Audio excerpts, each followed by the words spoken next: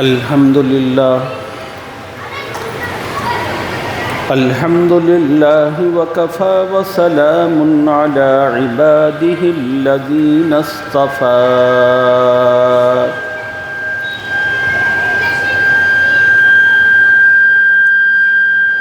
أما بعد فقد قال الله تبارك وتعالى في كلامه المجيد والفرقان الحميد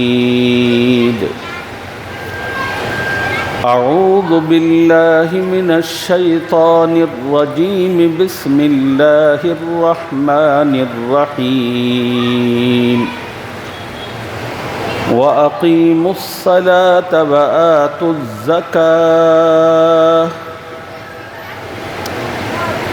وقال تعالى في مقام آخر مثل الذين ينفقون أموالهم في سبيل الله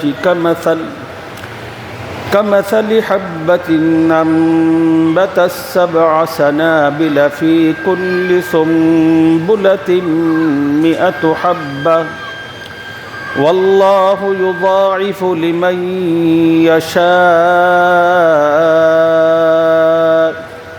والله واسع عليم صدق الله العظيم وقال النبي صلى الله عليه وسلم الزكاة قنطرة الإسلام وقال النبي صلى الله عليه وسلم بني الإسلام على 5 شهادة أن لا إله إلا الله وإقام الصلاة وإيتاء الزكاة وحج البيت وصوم رمضان أو كما قال عليه الصلاة والتسليم قال النبي صلى الله عليه وسلم حسنوا أموالكم بالزكاة أو كما قال عليه الصلاة والتسليم قابل احترام بزرگوں، نوجوان ساتھیوں، عظمت و محبت کے ساتھ دین کی بات سننے والی ماؤں اور بہنوں، السلام علیکم ورحمۃ اللہ وبرکاتہ۔ ہم بڑے خوش نصیب ہیں کہ اللہ تعالیٰ نے ہم تمام کو اپنی زندگی میں ایک مرتبہ پھر سے رمضان کا بابرکت مہینہ عطا فرمایا۔ اس کا پہلا عشرہ رحمتوں کا ہم گزار چکے، دوسرا عشرہ جو اللہ کی مغفرتوں پر مشتمل ہوتا ہے یہ بس وداعی کے قریب ہے، اور تیسرا عشرہ دستک دینے کے لیے کھڑا ہوا ہے۔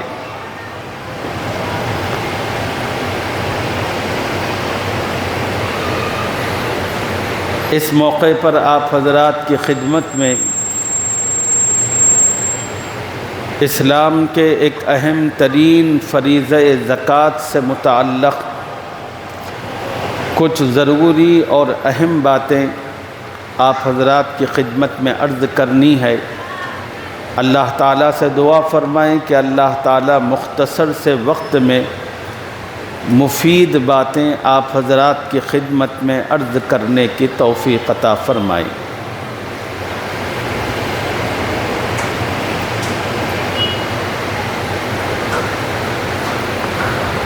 رسول اللہ صلی اللہ علیہ وسلم کی ایک حدیث پاک میں نے خطبے میں آپ حضرات کے سامنے پڑھی، جس میں رسول اللہ صلی اللہ علیہ وسلم نے فرمایا بنی الاسلام علی 5۔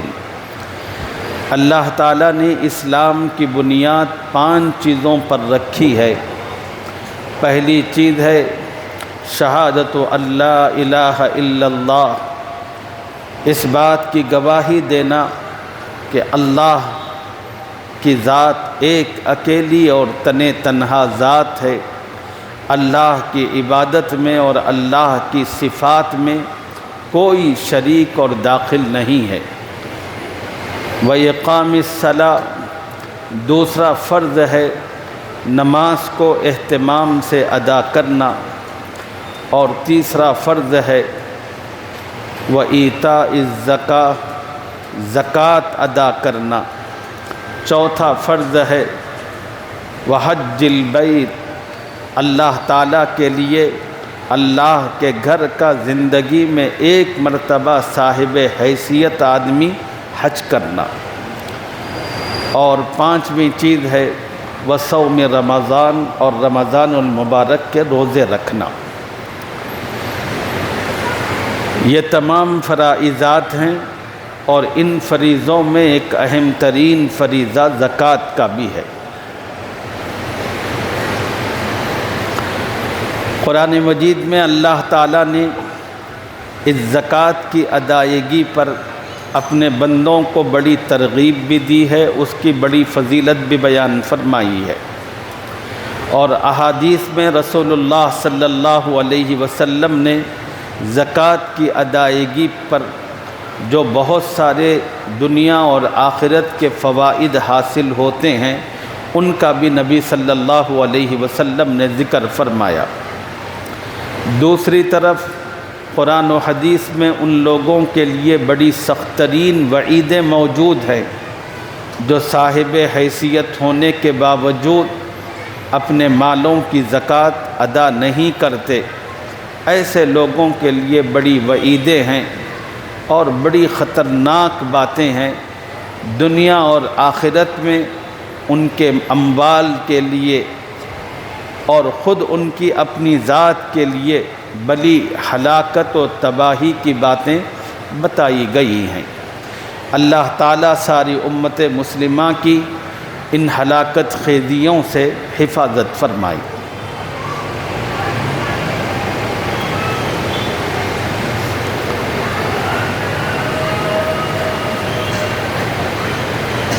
زکوٰۃ ہے کیا اور زکوٰۃ کس پر فرض ہے؟ زکوٰۃ ہر مسلمان عاقل بالغ صاحب حیثیت آدمی پر فرض ہے۔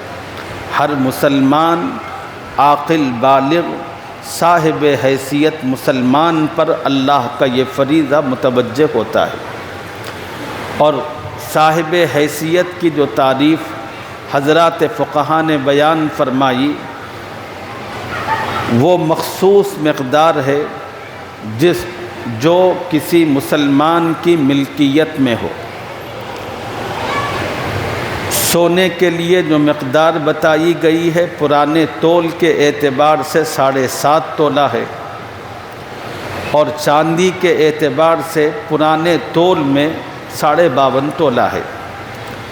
نیا جو وزن ہے، نئے وزن کے اندر اگر اس سونے کو تولا جائے گا تو آج کے دور میں 87 گرام کچھ 60 ملی گرام وہ سونا بنتا ہے۔ موٹا حساب پکڑ کر چلیے کہ 87 گرام موجودہ دور کے اندر نصاب کی ملکیت کے لیے ہے سونے کے معاملے میں۔ چاندی کے سلسلے میں پرانا تول جو 52.5 تولہ پر مشتمل تھا، اگر اس کو نئے زمانے کے تول پر اور گراموں پر رکھا جائے 61.2 گرام بنتا ہے، یعنی 612 گرام۔ اتنی مالیت، اتنی چاندی اگر کسی کے پاس ہے تو پھر وہ صاحب نصاب کہلاتا ہے۔ اور زکوٰۃ جو واجب ہوتی ہے بنیادی طور پر 4 چیزوں میں ہوتی ہے، سونا ہے، چاندی ہے، نقد پیسہ ہے، اور مال تجارت ہے۔ تجارت اور بزنس کے لیے جو مال لا کر آپ نے رکھا ہوا ہے اس کو مال تجارت کہتے ہیں۔ مال تجارت ہر وہ مال ہے جس کو کسی مسلمان نے بیچنے کی نیت سے لے کر رکھا ہو۔ ان 4 چیزوں پر زکوٰۃ واجب ہوتی ہے، اور زکوٰۃ کے وجوب کے لیے جو مقدار شریعت نے بتائی ہے وہ میں نے آپ کو سونے اور چاندی میں بتا دیا۔ سونے کے اندر موجودہ گرام کے اعتبار سے 87 گرام بنتی ہے، اور چاندی موجودہ وزن کے اعتبار سے 612 گرام بنتی ہے۔ یا تو کسی مسلمان کے پاس اتنی مقدار کا 87 گرام کا سونا ہے صرف، اور چاندی، پیسہ نقدی اور مال تجارت کچھ نہیں ہے، صرف 87 گرام سونا ہے، تو پھر وہ صاحب نصاب کہلاتا ہے، اس پر زکوٰۃ واجب ہوتی ہے۔ اگر کسی مسلمان کے پاس 87 گرام سے کم کا سونا ہے، مثلا مان لیجئے کہ 8 تولے سونا ہے نئے وزن کے حساب سے، لیکن اس کے پاس نہ کوئی اور نقدی ہے، نہ مال تجارت ہے، اور نہ کوئی چاندی ہے، تو ایسے مسلمان کے پاس کچھ نہیں ہے، صرف 8 تولے سونا ہے، تو اس پر کوئی چیز واجب نہیں ہوتی۔ چاندی کی مقدار میں نے آپ کو بتایا کہ 612 گرام ہے۔ اگر کسی مسلمان کے پاس تقریباً 61.5 تولے چاندی ہو نئے وزن کے اعتبار سے، تو وہ صاحب حیثیت کہلاتا ہے۔ لیکن اگر کسی کے پاس 60 تولے چاندی ہو لیکن سونا کوئی نہیں ہے اور پیسہ کوئی نہیں ہے، مال تجارت کوئی نہیں ہے، تو پھر اس پر بھی زکوٰۃ واجب نہیں ہوتی۔ زکوٰۃ اس مقدار پر واجب ہوتی ہے۔ کوئی مسلمان ایسا ہوتا ہے، کسی کے پاس 4 تولے سونا ہوتا ہے اور 20 تولے چاندی ہوتی ہے، تھوڑے سے پیسے ہوتے ہیں۔ اب ایسا آدمی جس کے پاس 3 چیزیں ہیں لیکن تینوں چیزیں مکمل نہیں ہیں، ہر چیز ہے ادھوری ادھوری ہے، سونا ہے تو 4 تولے ہے، اور حالانکہ سونے کا نصاب ہے 8.7 گرام، اور چاندی ہے تو 612 گرام اس کا نصاب ہے، لیکن اس کے پاس 200 گرام موجود ہے، یعنی 20 تولے 200 گرام موجود ہے، تھوڑے سے پیسے ہے۔ جب کسی آدمی کے پاس اس طرح چلر الگ الگ چیزیں ہوں گی تو پھر ان تمام کو اکٹھا کیا جائے گا۔ یہ نہیں کہیں گے کہ چونکہ اس کے پاس سونے کا نصاب نہیں ہے تو سونے میں بھی نہیں ہے، چاندی کا نصاب بھی پورا نہیں بیٹھتا تو چاندی میں بھی زکوٰۃ نہیں ہے، اور پیسے بھی مکمل نہیں ہے نصاب کے بقدر تو پیسوں پر بھی نہیں ہے، اس طرح نہیں کہیں گے، بلکہ سونا اور چاندی جو نقدی پیسہ ہے، ان تمام تینوں چیزوں کو اکٹھا کریں گے، کر موجودہ مارکیٹ کے لحاظ سے ان کی ویلیو کاؤنٹ کریں گے۔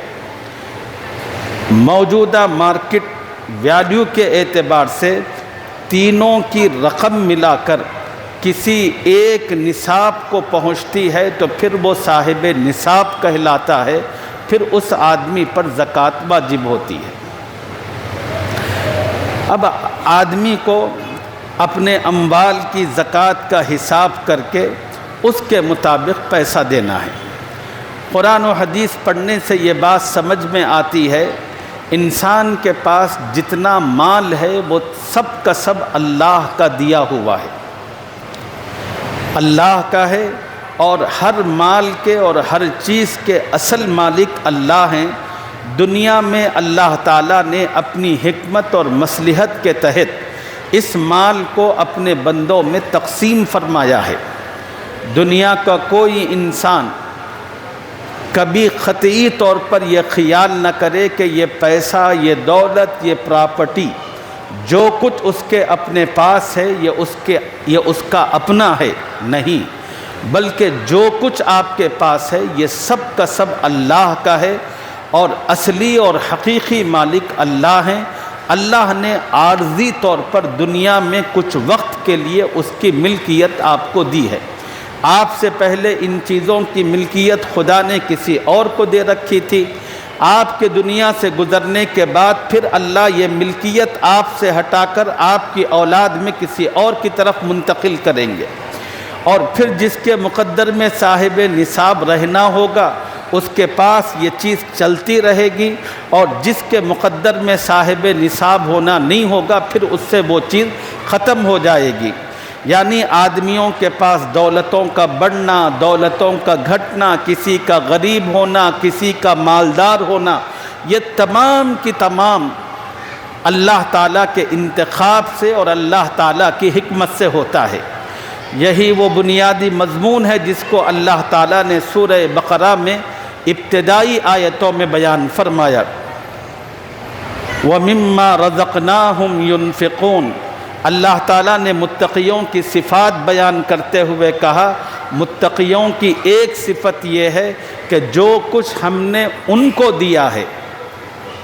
الفاظ پر غور کرنے کی ضرورت ہے۔ اللہ فرما رہے ہیں کہ وَمِمَّا رَزَقْنَاهُمْ يُنْفِقُونَ، جو کچھ ہم نے اپنے فضل سے ان کو دیا ہے اس میں سے وہ خرچ کرتے رہتے ہیں۔ قرآن میں یہ ایک آیت اور ایک مقام نہیں ہے، سینکڑوں مقامات اور سینکڑوں جگہ ہے جہاں اللہ تعالیٰ نے انسان کے پاس جو مال و دولت ہے اس کو اپنا کہا ہے۔ جب یہ مال و دولت اللہ کی ہے تو پھر اللہ کو حق حاصل تھا کہ وہ بندے کو حکم دیتے کہ بندے جو کچھ تیرے پاس ہے وہ سب کا سب میرے راستے میں میرے غریب بندوں کی ضرورتوں پر خرچ کر۔ اگر اللہ اس طرح کا حکم دیتے تو پھر اللہ کا یہ حکم انصاف پر مبنی تھا۔ کیوں؟ اس لیے کہ پیسہ اللہ کا، اور اس پیسے کے مالک بھی اللہ ہیں۔ اللہ نے تھوڑے دنوں کے لیے ہمیں امانت کے طور پر دیا۔ اب جس آدمی کے پاس امانت رکھی ہوئی ہوتی ہے اس کی ذمہ داری یہ ہوتی ہے کہ جس کی امانت ہے اس کے حکم کا لحاظ کرے۔ اگر وہ کہتا کہ سب اٹھا کر دو تو ہمیں چوروں چنا کرنے کی مجال نہیں تھی، لیکن اس اللہ کی مہربانی دیکھیے، اس اللہ نے یہ نہیں کہا کہ مسلمانوں سب اٹھا کر دے دو، بلکہ جو کچھ تمہارے پاس ہے اس میں سے 97.5 اپنے پاس رکھو، صرف 2.5% نکال کر مستحق اور غریب آدمی کو ہماری رضا اور خوشنودی کے لیے دو۔ اور پھر جو مسلمان خدا کے اس حکم پر عمل کرتے ہوئے یہ معمولی سی مقدار ادا کرتا ہے، اس پر بھی اللہ کی رحمت دیکھیے کہ اللہ اجر و ثواب عطا کرتے۔ خطبے میں نے آپ کے سامنے قرآن کی ایک آیت پڑھی ہے جس میں اللہ تعالیٰ فرما رہے ہیں جو کوئی مسلمان اللہ کے راستے میں پیسہ خرچ کرتا ہے، لوگوں کی ضرورتوں کو پورا کرتا ہے، تو اللہ تعالیٰ اس کے پیسے کا اجر و ثواب 700 گنا تک بڑھاتے چلے جاتے ہیں۔ واللہ یضاعف لمن یشاء، آیت کے اخیر میں اللہ نے فرمایا کہ یہ اجر و ثواب کی مقدار فقط 700 تک نہیں رہتی، جس کسی کے لیے اللہ چاہتے ہیں اس مقدار کو اور بھی بڑھاتے چلے جاتے ہیں۔ اس میں انسان کی نیت کا اور انسان کے دل کے اندر پیدا ہونے والے جذبے کا، تمام کی تمام چیزوں کا لحاظ رکھا جاتا ہے۔ جو آدمی ان جذبات و احساسات کے ساتھ خدا کی خوشنودی کے لیے پوری خوشی کے ساتھ اس مال کو دیتا ہے تو پھر اس اعتبار سے اللہ کا اجر و ثواب مرتب ہوتا ہے۔ ایک حدیث میں رسول اللہ صلی اللہ علیہ وسلم نے فضیلت بیان فرمایا احسنوا اموالکم بالزکاۃ، مسلمانوں اپنے مال کو زکوٰۃ کی ادائیگی کے ذریعے پاک و صاف کرو۔ اس حدیث میں نبی علیہ السلام نے ارشاد فرمایا ہے جب کوئی مسلمان اپنے مال کی زکوٰۃ ادا کرتا ہے، اس مختصر سی مقدار 2.5 کی وجہ سے باقی جتنا مال آپ کے پاس ہوتا ہے اللہ سارے کے سارے مال کو فلٹر کر دیتے ہیں، پاک و صاف فرماتے ہیں۔ اس زکوٰۃ کے سلسلے میں 3 پہلو ہیں۔ زکوٰۃ کا پہلا پہلو یہ ہے کہ یہ اللہ کا حکم ہے، اللہ کا فرض ہے۔ اگر کوئی مسلمان اس کی ادائیگی کرتا ہے تو وہ اللہ کے حکم کو پورا کرتا ہے اور دین اسلام کے ایک اہم ترین فریضے کی ادائیگی کرتا ہے۔ اس زکوٰۃ کے اندر دوسرا پہلو یہ ہے کہ یہ اللہ کی مخلوق کی خدمت ہے۔ جو غریب قسم کے لوگ ہمارے سماج اور معاشرے میں، ہمارے دوستوں میں، ہمارے رشتہ داروں میں، ہمارے ملنے جلنے والوں میں رہتے ہیں اور ہوتے ہیں، اللہ تعالیٰ یہ چاہتے ہیں کہ سال میں ایک مرتبہ جب صاحب حیثیت مسلمان ہوتا ہے وہ اپنے مال کی ایک مخصوص مقدار اپنے اللہ کے حکم پر نکال کر اس کو دے۔ اب اگر کوئی آدمی اپنی زکوٰۃ کسی کو دیتا ہے تو پھر وہ اس پر احسان نہیں کرتا۔ دین اسلام کی تعلیم یہ ہے کہ قبول کرنے والا دینے والے پر احسان کرتا ہے۔ رسول اللہ صلی اللہ علیہ وسلم نے ایک حدیث میں فرمایا، قرب قیامت ایک زمانہ ایسا آنے والا ہے لوگوں کے پاس پیسوں کی بہتات اور کثرت ہو جائے گی۔ ایک آدمی مارکیٹ کے اندر سونا اور چاندی لے کر کھڑا ہوگا اور لوگوں سے چیخ چیخ کر کہے گا، لوگوں میرے پاس زکوٰۃ کا سونا ہے، میرے پاس چاندی ہے، میرے پاس روپیے پیسے ہیں، اگر تم میں سے کوئی آدمی ضرورت ہو تو خدا کے لیے آئے اور میرے سے ان پیسوں کو، اس سونے کو قبول کرے۔ حدیث میں آتا ہے کہ وہ آدمی صبح سے لے کر شام تک اعلان کرے گا، ایک بندہ بھی ایسا نہیں ہوگا جو اس کے پاس جا کر اس سے اس سونے اور چاندی کو لے۔ موجودہ دور غربتوں کا دور ہے، موجودہ دور کمی بیشی کا دور ہے۔ آج کے دور میں لینے والے بہت کثرت سے ملتے ہیں تو دینے والوں کو اس پر اللہ کا شکر منانا چاہیے، احسان ماننا چاہیے کہ اللہ تعالیٰ نے میری زکوٰۃ کی ادائیگی کے لیے اسباب و انتظامات کر رکھے ہیں اس سے پہلے کہ یہ وقت ختم ہو۔ تو زکوٰۃ میں دوسرا پہلو یہ ہے کہ یہ لوگوں کی خدمت ہے۔ قرآن مجید میں اللہ تعالیٰ نے قارون کا واقعہ بیان فرمایا ہے۔ قارون کو لوگوں نے نصیحت کرتے ہوئے یہی کہا، وَابْتَغِ فِيمَا آتَاكَ اللَّهُ الدَّارَ الْآخِرَةَ وَلَا تَنْسَ نَصِيبَكَ مِنَ الدُّنْيَا وَأَحْسِنْ كَمَا أَحْسَنَ اللَّهُ إِلَيْكَ وَلَا تَبْغِ الْفَسَادَ فِي الْأَرْضِ إِنَّ اللَّهَ لَا يُحِبُّ الْمُفْسِدِينَ۔ قارون سے کہا گیا، اے قارون، یہ جو مال تیرے پاس ہے یہ اللہ کی عطا ہے، اللہ تعالیٰ نے جس طرح یہ مال تجھے دے کر تجھ پر احسان فرمایا ہے، اب تیری ذمہ داری ہے کہ یہ مال جو تیرے پاس آ چکا ہے اس مال کو غریبوں کی طرف لوٹا کر تو ان پر احسان کر، تاکہ اللہ تعالیٰ کی خوشنودی اور اللہ تعالیٰ کی توجہ تیری طرف اور زیادہ ہو، اور اپنی آخرت کو طلب کر۔ مال آخرت کے درجات کو پانے کا اور آخرت کو بنانے کا ایک سبب اور ذریعہ ہے۔ جو مسلمان اپنے مال کی اس طرز پر تقسیم کرتا ہے تو پھر اس آدمی کے لیے بشارتیں ہی بشارتیں اور خوشخبریاں ہیں۔ تو مال کے اندر تین پہلو ہیں۔ پہلا پہلو یہ اللہ کا حکم، اور دوسرا پہلو ہے کہ یہ اللہ کے مخلوق کی خدمت کا ذریعہ ہے، اور تیسرا پہلو یہ ہے جب آدمی دنیا کے اندر مال کے کمانے کے ساتھ اپنے آپ کو مشغول رکھتا ہے اور اس کو اپنا وقت دیتا ہے، اپنی توجہ دیتا ہے، پیسوں کو اپنے ہاتھ میں پکڑتا ہے، ان پیسوں کو اپنے جیب میں رکھتا ہے، ان پیسوں کو اپنے ساتھ بیڈ پر رکھتا ہے، الماری میں رکھتا ہے، سونا چاندی خریدتا ہے، مختلف قسم کی پراپرٹیاں خریدتا ہے، تو پھر اس مال کے ساتھ آدمی کا دل مل جاتا ہے، اور آدمی کے دل کے اندر اس مال کی محبت سماتی ہے۔ جب انسان کے دل میں مال کی محبت سما جاتی ہے تو پھر یہ اتنی خطرناک ہوتی ہے، انسان کی دنیا کو اور اس کی آخرت کو تباہ و برباد کرنے کے لیے بہت کافی ہے۔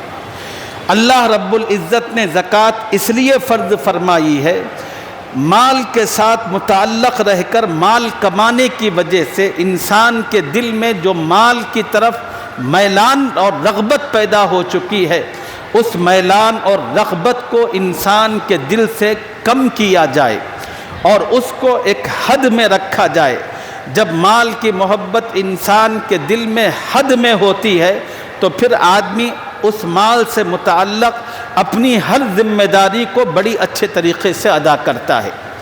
جتنے لوگ آپ دیکھتے ہیں دنیا کے اندر اپنے دوستوں میں، خود اپنے آپ میں اور اپنے جاننے والوں میں، کوئی کسی کے پیسے دبا رہا ہے، کوئی کسی کا قرض لے کر واپس نہیں کر رہا، کوئی بھائی، کوئی کیا بلکہ اکثر بھائی جو اپنے بہنوں کا حق دبا کر بیٹھے ہوئے ہیں۔ جتنا یہ سب دنیا میں ہوتا ہے، یہ سب کا سب مال کی محبت کے نتیجے میں ہوتا ہے۔ جب دل کے اندر مال کی محبت آتی ہے تو پھر انسان اس کو سب کچھ سمجھتا ہے، اس کو بچانے اور اس کو بنانے کی فکر کے اندر دوسروں کے حقوق کو پامال کرتا چلا جاتا ہے۔ اس سے کسی کی حق تلفی ہوتی ہے تو وہ کہتا ہے کہ میری بلا سے ہو جائے۔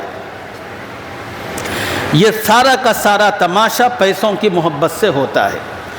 زکوٰۃ اللہ تعالیٰ نے اس لیے مقرر فرمائی ہے، وہ جو پیسوں کی محبت ہوتی ہے سال کے 11 مہینے اس سے منسلک رہنے کی وجہ سے اس محبت کو اللہ تعالیٰ زکوٰۃ کے ذریعے سے ختم کرتے ہیں۔ ایک معمولی مقدار جو اللہ نے 2.5% کی مقرر کی ہوئی ہے، جب انسان اپنے پیسوں میں سے ان پیسوں کو نکال کر دیتا ہے تو صرف وہ پیسے نہیں دیتا، وہ جو دل کی میلان اور محبت تھی وہ ساری کی ساری بھی اللہ ختم فرما دیتے ہیں، اور پھر انسان کا دل بھی صحیح سالم اور اس کا باقی مال بھی پاک رہتا ہے۔ رسول اللہ صلی اللہ علیہ وسلم کی ایک بڑی پیاری حدیث ہے، اس کو میں آپ کی خدمت میں عرض کرنا چاہتا ہوں۔ یہ حدیث اپنے دل و دماغ پر نقش فرما لیجئے۔ حضور صلی اللہ علیہ وسلم نے ارشاد فرمایا، لوگوں اپنے مالوں کو پاک بناؤ زکوٰۃ کی ادائیگی کے ذریعے، اور نبی علیہ السلام نے فرمایا کہ اپنے بیماروں کا علاج کرو صدقات و خیرات کے ذریعے، اور مصیبتوں کا مقابلہ کرو دعاؤں کے ذریعے۔ یہ 3 باتیں ہیں جو نبی علیہ السلام نے بیان فرمائی، امت نے ان 3 باتوں کو بھلا دیا۔ لوگ بیمار ہوتے ہیں تو ہاسپٹلوں کی طرف رخ کرتے ہیں، لاکھوں روپے لوگ ڈالتے ہیں، نہ کوئی نتیجہ نکلتا ہے، اور لوگ اپنا چیک اپ کرواتے ہیں، اس چیک اپ کے نتیجے میں کسی ایکس رے میں کوئی چیز نکلتی ہی نہیں ہے، اس کے باوجود اپنے آپ کو ہاسپٹلوں کے حوالے کر کے لاکھوں روپے لٹا دیتے ہیں۔ نبی علیہ السلام نے فرمایا، ہر آدمی کے مرض کا علاج اللہ نے دواؤں اور ہاسپٹل میں نہیں رکھا ہوتا۔ کچھ بیماریاں ایسی ہوتی ہیں جن کا علاج اللہ تعالیٰ نے غریبوں کی دعاؤں میں رکھا ہوا ہوتا ہے۔ جب آدمی کو دوا کے ذریعے فائدہ نہیں ہو رہا، آدمی کو کسی ہاسپٹل سے فائدہ نہیں ہو رہا، ایسے آدمی کو ہاسپٹل کے چکروں کا رخ چکر کرنے کے بجائے اس آدمی کو صدقات و خیرات کی طرف متوجہ ہونا چاہیے۔ وہ پیسہ جو آپ ہاسپٹل کو دینے والے تھے، اسی مقدار کے اندر ہزاروں روپے نکال کر آپ غریبوں کو دیتے چلے جائیں۔ وہ لا علاج بیماریاں جو دنیا کے کسی ڈاکٹر کے علم میں نہیں آ سکتی اور دنیا کے اندر کوئی دوا نہیں ہے اس کا علاج کرنے کی، ایسی بیماریاں بھی اللہ تعالیٰ آپ کے ٹھیک کر دیں گے۔ لیکن ہمارے پاس اس معاملے میں ہوتا کیا ہے، جب لوگوں کو یہ ترغیب دی جاتی ہے تو لوگ 10 روپے 20 روپے 50 روپے بھکاریوں کی طرح خیرات کرتے ہیں۔ ہاسپٹلوں کے اندر ایک دن روم کے 75,000 روپے دینے کے لیے تیار ہیں، لیکن صدقات کا نام جب لیا جاتا ہے تو فوراً ان کی جان نکلنے لگتی ہے اور اپنے ہاتھوں کو سکیڑ لیتے ہیں۔ اس سے کوئی نتائج برآمد نہیں ہوتے۔ نتائج برآمد اسی وقت ہوتے ہیں جس مقدار میں آپ جو پیسہ ہاسپٹلوں میں ڈالنے والے تھے، اسی مقدار کا پیسہ اللہ کے غریبوں کے اندر لٹا دو، صرف کرتے چلے جاؤ، اور اللہ سے کہو کہ اے اللہ تیرے نبی کی بات ہے، بیماری کا علاج صدقے سے کرو، یہ میں نے سنا، اے اللہ تو بھی سچا، تیرا نبی بھی سچا، اے اللہ تیرے نبی کی بات کی برکت سے میری بیماری سے شفا عطا فرما، بس تیری رضا اور خوشنودی کے لیے میں یہ عمل کر رہا ہوں۔ اللہ تعالیٰ سے دعا کر لے، ارادہ کر لے، پھر آدمی صدقات و خیرات کا اہتمام شروع کرے۔ ایک بڑے بزرگ تھے حضرت عبداللہ ابن مبارک رحمۃ اللہ علیہ، ان کے زمانے میں ایک بہت بڑا مالدار آدمی تھا، اس کے گھٹنے پر ایک ایسا زخم ہوا تھا کہ وہ بہت سے لوگوں سے علاج کروا چکا تھا لیکن کہیں پر بھی اس کو فائدہ نہیں ہوا۔ ایک دن عبداللہ ابن مبارک کی مجلس میں آیا، لوگوں کا حال یہی ہے، جب لوگ ساری جگہ سے پٹ جاتے ہیں، لٹ جاتے ہیں، تباہ و برباد ہوتے ہیں، تب مولانا یاد آتے ہیں، آ کر کہتے ہیں کہ مولانا میرا یہ حال ہے۔ ہر زمانے کا یہی دستور تھا۔ عبداللہ ابن مبارک کے پاس بھی وہ مالدار آیا، کہنے لگا کہ مولانا میں نے ہزاروں لاکھوں روپئے اس زخم کے ٹھیک ہونے کے لیے خرچ کیے لیکن کہیں پر بھی مجھے شفا نہیں ملی اور اس زخم نے مجھے بڑا پریشان کر رکھا ہے۔ تو عبداللہ ابن مبارک نے اس شخص کو بڑی عجیب بات کہی، انہوں نے کہا کہ جاؤ ایسے علاقے میں جہاں مسلمانوں کے لیے، لوگوں کے لیے پانی کی سخت ترین ضرورت ہو، وہاں پر نہ کوئی بورویل ہو، نہ وہاں پر کوئی اور چیز ہو، لوگ پانی کے ایک ایک بوند کے لیے کئی کئی کلومیٹروں کا سفر کرتے ہوں، ایسا علاقہ تلاش کرو، وہاں پر بورویل کھدواؤ، کنواں کھدواؤ، انشاءاللہ اللہ آپ کا زخم صحیح کر دے گا۔ وہ مالدار عبداللہ ابن مبارک کی اس نصیحت کو سن کر چلا گیا اور ایسے علاقوں میں پہنچا جہاں پر لوگوں کے لیے پانی کی سخت ترین تکلیف تھی۔ وہاں اس نے کنواں کھدوایا۔ لکھا ہے تاریخ کی کتابوں کے اندر، جو ہی کنویں کا پانی نکلا اسی لمحے اللہ نے اس کے زخم کی پوری تکلیف ختم کر دی اور 8-10 دن کے اندر اللہ نے اس کا زخم بھی بھر دیا۔ پانی نکلی، وہاں جو اطراف و اکناف لوگ تھے ان کا دل خوشیوں سے بھر گئے، انہوں نے دعائیں دی، وہ جو دعا تھی یہی اس کا علاج تھا۔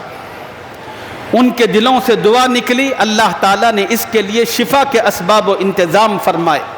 آپ کے دوستوں کے اندر، آپ کے اپنے رشتہ داروں میں، آپ کے اپنے متعلقین میں، آپ سے ملنے جلنے والوں میں، آپ کے اڑوس پڑوس کے اندر ایسے غریب اور ضرورت مند لوگ رہتے ہیں، ایسے شریف لوگ جن کی شرافت انہیں ہاتھ پھیلانے کی اجازت نہیں دیتی۔ وہ لوگ ایسے ہوتے ہیں کہ اپنی غربتوں کی وجہ سے اپنے گھر میں اپنی تنہائیوں میں گھٹ گھٹ کر روتے ہیں۔ ان کے بچے جب نئے کپڑوں کا مطالبہ کرتے ہیں تو باپ کے آنکھوں سے بے اختیار آنسو نکلتے ہیں، اس لیے کہ باپ کا جیب اس کا تحمل نہیں کر سکتا کہ اپنے لخت جگر کو نئے کپڑے پہنا سکے۔ معصوم بچے ہیں، ان کو تو پتہ نہیں ہوتا کہ ہماری فرمائش پر ہمارے باپ کے دل پر کیا گزر رہی ہوتی ہے۔ کتنے ہمارے سماج میں ایسے گھرانے ہیں جو روزانہ بیسک مزدوری پر ان کے گھر کی گزر بسر ہوا کرتی ہے، کام ملا تو گھر میں کھانا ہوتا ہے، کام نہیں تو گھر کے اندر فاقہ ہوتا ہے، مگر یہ لوگ بڑے شریف ہوتے ہیں، یہ بھیک نہیں مانگتے لوگوں سے۔ قرآن کہتا ہے کہ لوگوں، ایسے لوگ جو تمہارے دوستوں اور ملنے جلنے والوں میں ہیں، تم ان کی حال حقیقت کو جانتے ہو۔ لوگوں کا بھی بڑا عجیب معاملہ ہے، ایسے سب لوگوں کو جانتے ہیں لیکن کبھی اس کی غیرت اس بات کو گوارا نہیں کرتی کہ اپنے جیب سے پیسہ نکال کر اس کی مدد کرے، بلکہ ہمیشہ وہ پوچھتا ہے کہ مولانا مستحق کون ہے، مولانا فقیر کون ہے، مولانا غریب کون ہے، ارے بھکاری فقیر اور مستحق مجھ سے کیا پوچھتا ہے، خود سے پوچھ، تیرا دل تجھے بتا دے گا۔ تیرے پڑوس میں رہنے والا تیرا بھائی ہے، تیری بہن ہے، تیرے اپنے رشتہ دار ہیں، یہ مستحق ہیں، ان پر تو اپنا پیسہ خرچ کر۔ تو کہاں دنیا کی لے کر بیٹھا ہے، کہاں دوسروں کو دیکھ رہا ہے، دوسروں کی چھوڑ، تو اپنی دیکھ۔ اس لیے کہ اللہ تعالیٰ کا مطالبہ ہر کسی سے اس کی اپنی ذات سے متعلق ہوگا کہ تیرے اپنے متعلقین میں اتنے مستحق تھے کہ تو نے ان کی کہاں تک حقوق کی بحالی کا انتظام فرمایا، یہ سوال ہوگا۔ تو میرے محترم بزرگوں، دوستو، ایسے لوگوں کا خیال کریں۔ ایسے لوگوں کی تعداد ہر سماج کے اندر، بالخصوص مسلم کمیونٹی میں بہت زیادہ ہے۔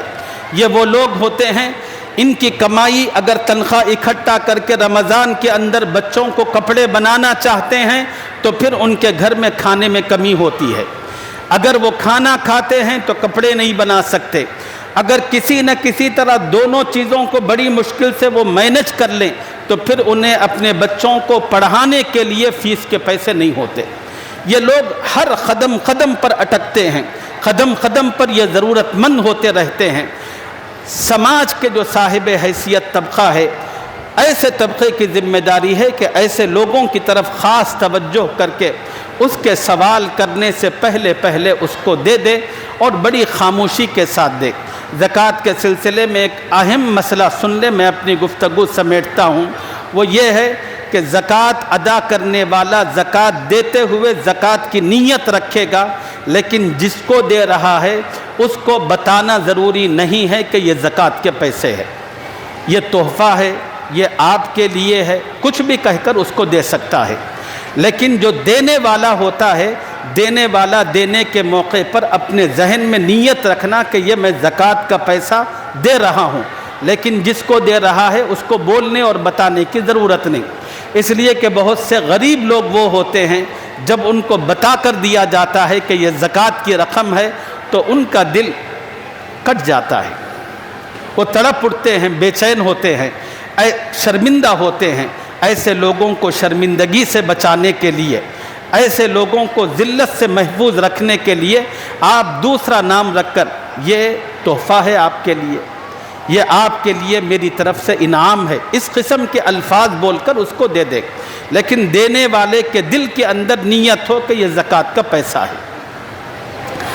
بس اس طرح اگر ہم اللہ کا حکم پورا کریں گے تو ہمارا اپنا بھی بھلا ہو جائے گا، مال بھی بہتر ہوگا، سماج کے اندر جو غریب اور مستحق لوگ ہیں ان کی ضرورتیں بھی پوری ہوں گی۔